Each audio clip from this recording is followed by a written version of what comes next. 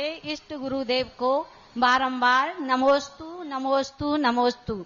सभी एलक जी महाराज, चुल्लक जी महाराज को इच्छामी इच्छामी इच्छामी। महाराज जी, हमारी जिज्ञासा यह है कि समय प्रबद्ध किसे कहते हैं?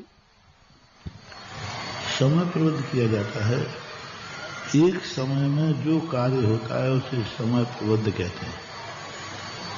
इसके लिए कर्मबंध की विवक्षा में जाना आता है कि एक समय में कितनी कर्मबर्माएं बांधी, कितना कार्य हुआ, उसको समय प्रबद्ध माना जाता है।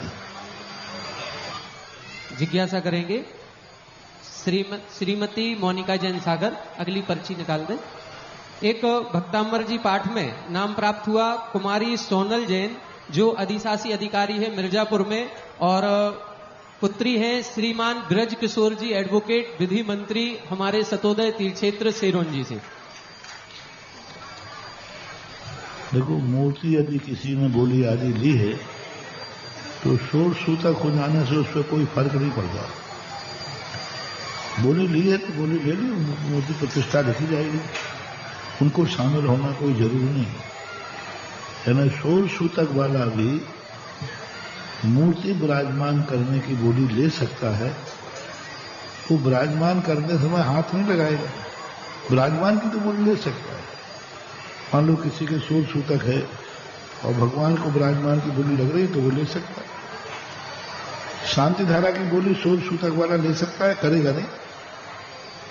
मान लो किसी के शोर सूतक है, किसी के शोर सूतक है और उसका मन है कि मैं शांति धारा कराऊं, तो शांति धारा करेगा?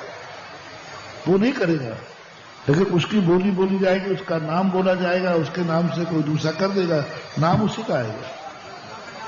शुद्धिकरण करने में कोई उसका नाम आ जाएगा, उसकी बेटी की उसकी मूर्ति के ऊपर उसे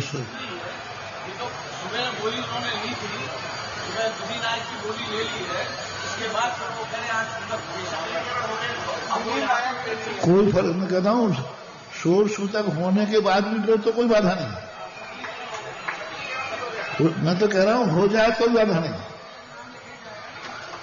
शोर सूतक सक्रियकरण से कोई, शोर सूतक हो जाए उसके बाद मूर्ति की बोली लग रही हो तो बोली ले सकता है। न बैठ पाए तो कोई बात नहीं, बोली तो रहेगी, मूर्ति तो रहती। चलिए, और सक्रियकरण हो गया तो उनको शोर सूतक लगेगा ही नहीं।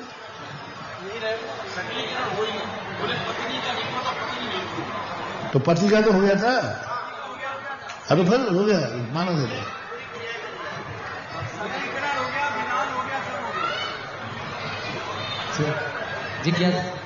जिज्ञासा करें श्रीमती मोनिका जैन सागर।